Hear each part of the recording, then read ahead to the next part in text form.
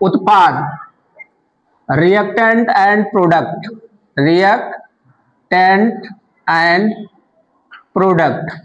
देखिए, जो अभिक्रिया के लिए तैयार होता है, यानी जो अभिक्रिया करने के लिए तैयार या सक्रिय होता है, उसको क्या कहते हैं?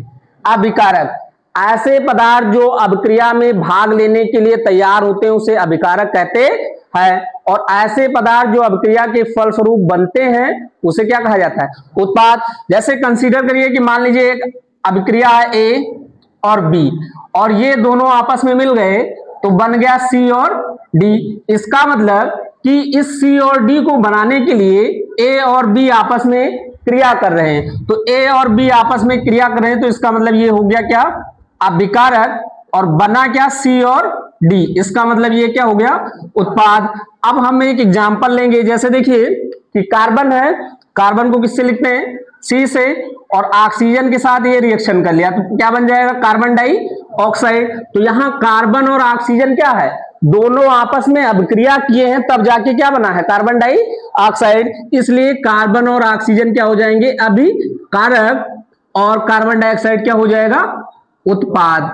ठीक है, दोनों का डेफिनेशन अपने मन से लिखो, लिखो सभी लोग अभिकारक और उत्पाद का।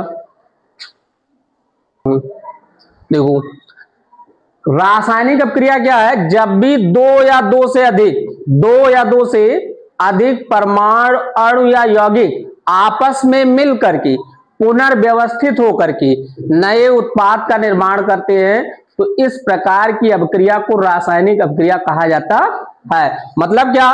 कि दो हो या दो से अधिक हो, अणु हो, परमाणु हो, वो आपस में मिल करके पुनर्व्यवस्थित होकर के एक नए उत्पाद का निर्माण करते हैं, तो इस प्रकार की प्रक्रिया को क्या बोला जाता है?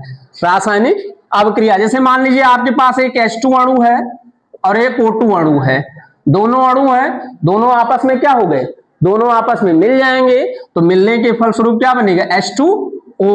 और H2O क्या है?